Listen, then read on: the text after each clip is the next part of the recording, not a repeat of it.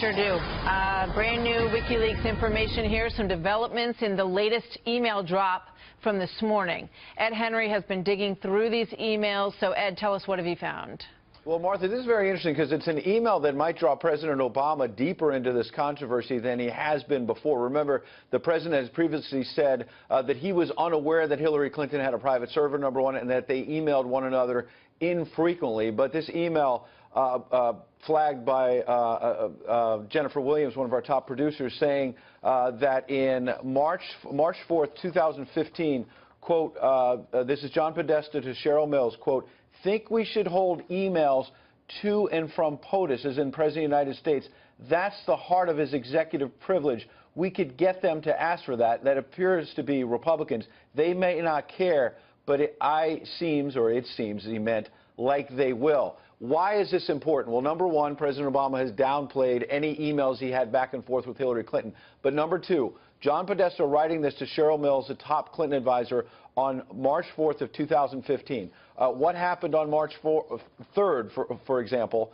Trey Gowdy sent in a subpoena demanding that Hillary Clinton preserve all her emails. Then on March 4th, the timeline is John Podesta, we now learn in the last few moments, sent this email to Cheryl Mills. What do we do with the emails back and forth between Hillary Clinton and President Obama? Yesterday, we had emails saying on March 20th, there were a series of meetings with Hillary Clinton aides saying, what are we going to do?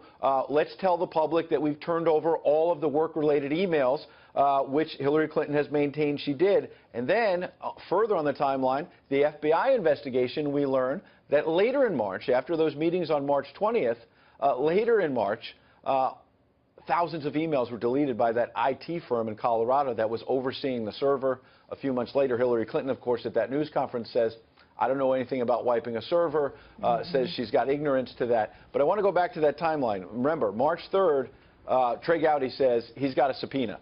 And he wants her to preserve all these emails. March 4th, we now learn, John Podesta tells Cheryl Mills, what do we do with the emails between Hillary Clinton and President Obama? Then on March 20th, I mentioned all those meetings, March 20th, 2015, among Clinton aides. What was happening on March 20th, 2015? We went back and looked at the news reports. Trey Gowdy had another big step. He was demanding that Hillary Clinton's server be turned over. And one last email that we got yesterday to put all this together, John Podesta, on that same March 20th, 2015, as Trey Gowdy was demanding the server, sent an email to the White House Chief of Staff, Dennis McDonough. We have that email as well, saying, do you have time for a call? Can you speak by phone? They didn't put anything else in writing. We don't know what else happened. But as all this was playing out, why was John Podesta reaching out to the White House Chief of Staff on March 20th, 2015? Well, we got another email saying a couple weeks before that, March 4th, 2015, he and Cheryl Mills were concerned about the emails between Hillary Clinton and the president. All of this onion is being peeled.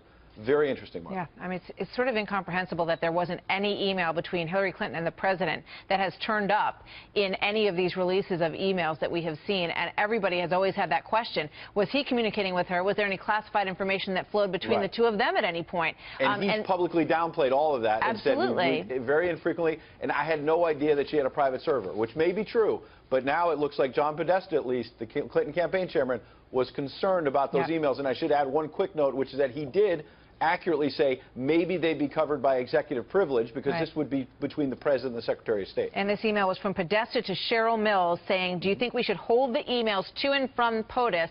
She received immunity, and the computers that they worked on were then scrubbed. And should we hold the emails FBI while they were publicly saying they've all been turned over? They've all been turned over, but they're saying, do we hold them? All right. Interesting. All right. Lots more to come on this, Ed. Thank you very much.